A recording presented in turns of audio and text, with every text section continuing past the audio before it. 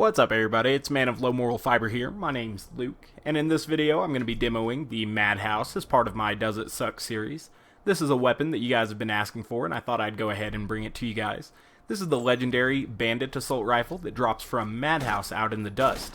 This is one of those weapons that used to have the glitch drop, where Madhouse was actually dropping the, or not Madhouse, Mad Dog was actually dropping the Baby Maker, but they patched Mad Dog so that he actually drops the Madhouse now so that you can find it. As you can see here, this weapon has a very unique firing pattern where it shoots these curving, arcing bullets that when they hit something or make their first ricochet, you go ahead and have those projectiles split into two. So not having used this weapon very much, I think I'll actually try to shoot at the floor and use the double projectile there to deal extra damage to the enemies. That guy over there, he's coming at us now because I guess I've set him off. I'll go ahead and buy ammo real quick, spec into Velocity and Two Fang, because I think we'll be below the maximum fire rate to get the effect from Two Fang, and then I'll put on my Chaotic Neutral Rogue Comm, and then we'll go see what we can do here against the Washburn Refinery. I have the Madhouse here in a corrosive variant. I figured I'd just do the Washburn Refinery to give you guys kind of a scale, since I've done this with some other weapons and everything like that. I figured, you know, this would let you know how the Madhouse compares to some of the other assault rifles I've tested, like the Varrook and Shredifire. Or I guess I didn't do the Varrook in here. I did the Varrook in Heroes Pass, actually. I thought about doing it in here at the very least. Anyway, we tore through that guy, the first guy, pretty quick there. And then we managed to get two of these guys slagged here, so that was actually pretty good. I'll try to bore them to death. I'm thinking this weapon might have some good synergy with Bore. If you have an enemy backed up to a wall, you could shoot through him and then have the bullets bounce off the wall, split into two, and come back and hit him again. So I think that could actually work out pretty well. Or maybe shooting straight down into someone's foot would actually work pretty well too, because the bullet would hit the foot and then split into two and come back out. And that might be pretty nifty, actually. I'm not sure if the impact effect would actually cause multiple borings and everything like that, but it's very possible. As you can see, though, we're working through these enemies fairly quickly here. Ooh, better not catch one of those fire damage over times, though. Try to get some of those transfusion trails coming this way. They're not coming this way. That's not any good. There, now they've come to us. And we can try to kill this hot loader before he causes a damage over time to us. You might have heard there that Bore sounded like it was reacting very well with this gun. I think that is, you know, a positive of using this gun with Zero, is that you could get some good Bore action with it. I'll try to shoot through this guy here. Excellent. So we're taking these guys out pretty quickly. I got a little bit scared that I was going to go down there for a second, but we're doing okay. Definitely doing alright. Try to get some of those transfusion trails, get some slag and kunai on this guy here, and then we'll take him out. So overall, we're doing pretty well right now. The gun isn't the most ammo efficient in the world, but it's not doing that bad on ammo either. We still have over 900 rounds of ammunition, close to 1,000 actually, just under it. Got about 998 if I'm doing that quick mental math correctly. Excellent. So we'll get slag and kunai on this guy. Oops, he didn't get slag. Oh, now he did. And we took him out. Blow up that over there. Got a hot loader over here that I'm a little bit worried about. Never want to catch a damage over time at overpower levels.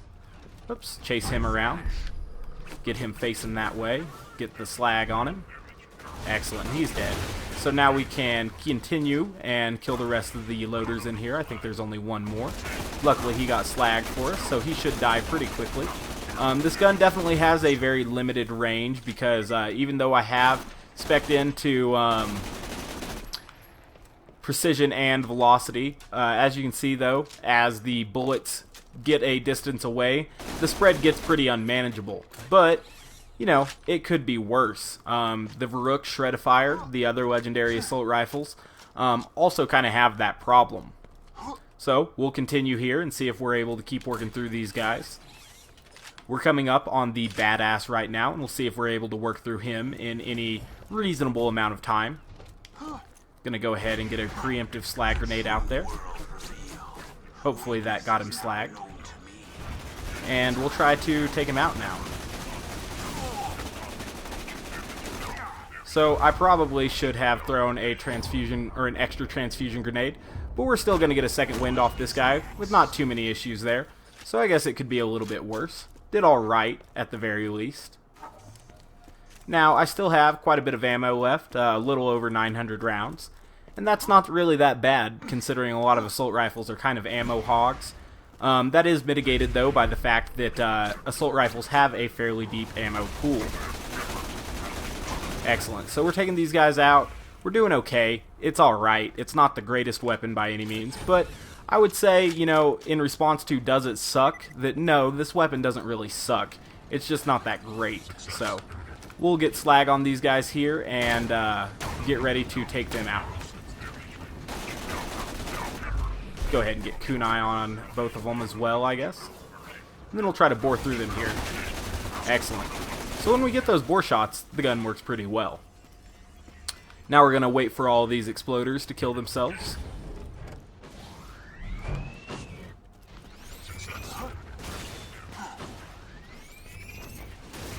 Run out here and just encourage them to kill themselves a little bit quicker. You know, for the sake of time conservation and everything. I don't like for these videos to get too long. I think you guys get the gist of whether the weapon is viable or not pretty quickly. This is a weapon that you guys have been asking for, and I thought it was definitely a good recommendation because it is a fairly unique weapon and definitely has its quirks about it.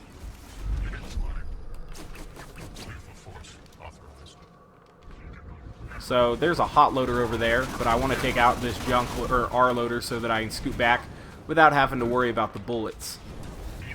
Alright, so we've got to deal with this hot loader that's back there pretty quickly. It looks like we've also got a junk loader, so we'll watch out for both of those guys. Excellent. So we took out the hot loader, and then I killed myself because I guess I had forgotten that hot loaders kind of explode. It's been a little while since I had played Borderlands 2. I actually just got done moving. I think some of you knew that I was moving, most of you probably didn't. But just got done moving to Flagstaff, Arizona. Got a new job up here where I'll be getting paid a lot more. So that's pretty cool, and I'm excited about that. Now we've got to deal with the badass guy up here. Try to get to a spot where he doesn't have a line of sight on me.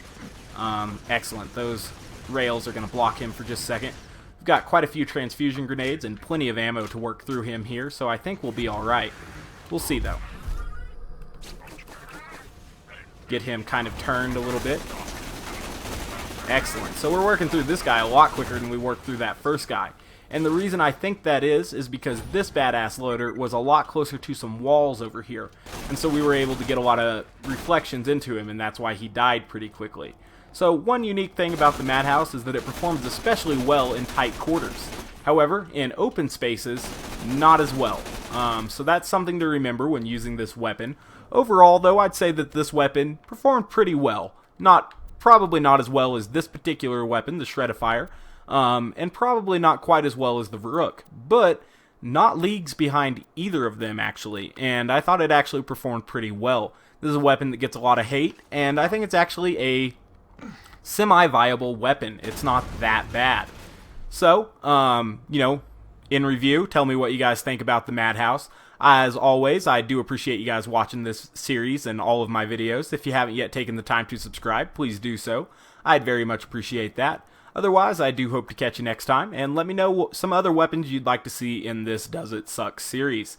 I guess that's all. Bye, guys.